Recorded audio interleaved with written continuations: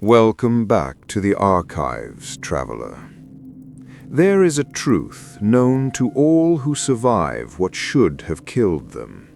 Celebration tastes different when death was inches away. The night of their return, Iron Cove celebrated.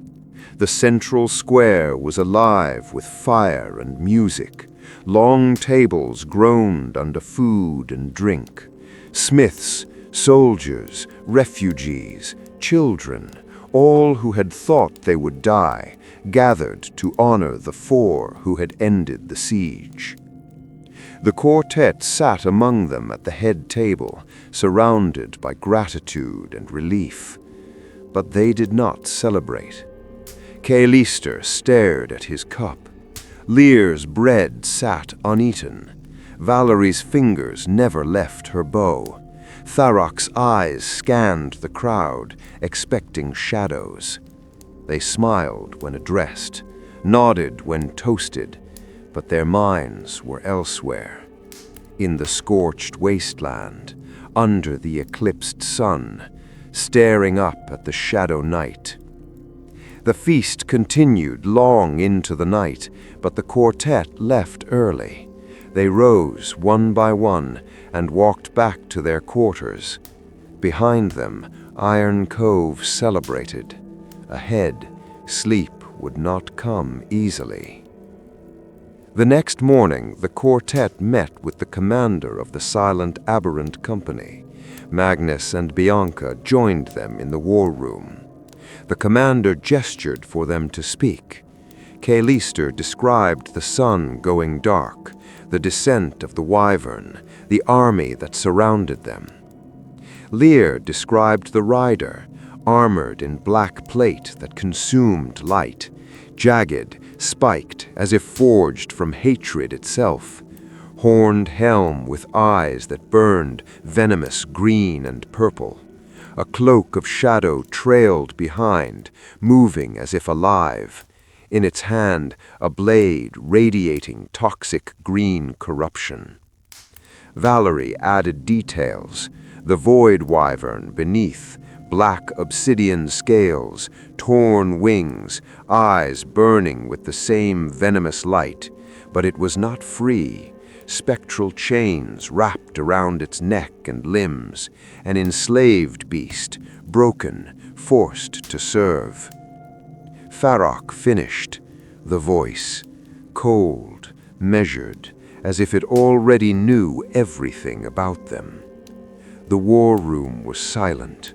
Magnus spoke the name, Velkaroth. Velkaroth the Hatemonger, sovereign of hatred. The commander nodded grimly. Magnus explained. Velkaroth was different. He was fed by something infinite, hatred. When the armistice was forged, the world blamed humanity. When the seal fractured, hatred was all that was left, cursing humanity's failure. All of that hatred fed Velkaroth. For 53 years, he had grown stronger, not through conquest or consumption, but because the world hated. And hatred does not burn out. It festers, it grows, it endures. Magnus paused. Velkaroth was one of the strongest sovereigns, perhaps the strongest. The commander added one more detail. His power source was inexhaustible, but the celestial light, divine radiance, holy light was his weakness. The beam struck him directly. If he had stayed, he would have been unmade, but that did not mean he was done. The quartet understood. Velkaroth knew who they were, and when the time was right, he would return. Next time, there might not be divine intervention. The commander stepped forward then. He unrolled a map across the table.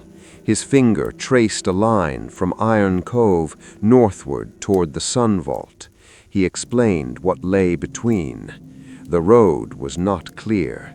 Two sovereign territories stood in their path. If they traveled north to the Sun Vault, they would not avoid conflict. They would walk directly into it. The commander looked at them, asked if they understood the cost.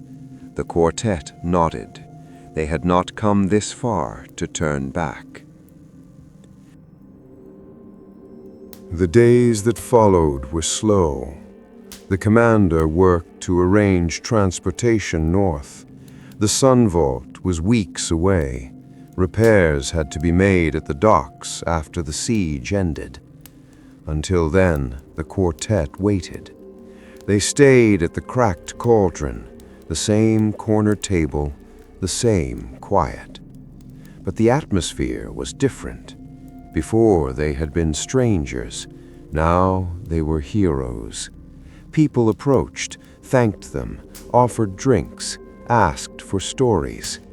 The quartet obliged when they could, but mostly they sat in silence. Valory inspected her bow. Solmara's tear glowed faintly when she drew the string. Tharok sharpened his glaive. Uriel's verdict burned cold blue along its edge. He tested the balance, prepared. The brothers sat together, gauntlets on the table, the twin aegis of Lumora, recharged, silent, waiting. Kaelister turned his over, the aegis of Lumora's wrath. It had not activated since the Spire of Ash, but now, thanks to his new friends, he knew how to use them properly. On the fourth day, the commander arrived at the inn.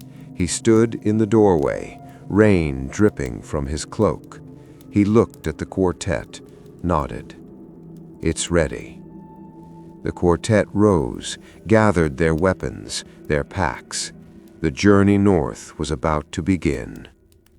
The archives note this moment not for its action, but for its weight. The quartet had come to Iron Cove seeking passage.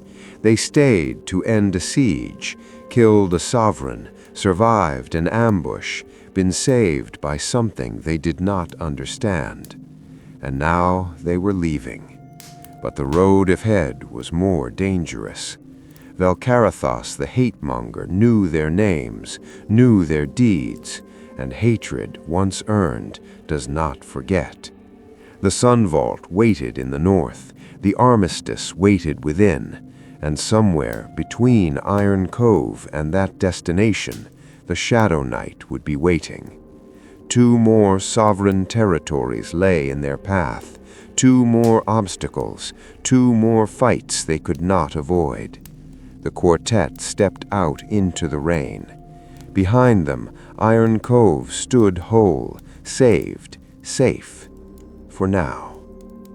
The archives are now closed.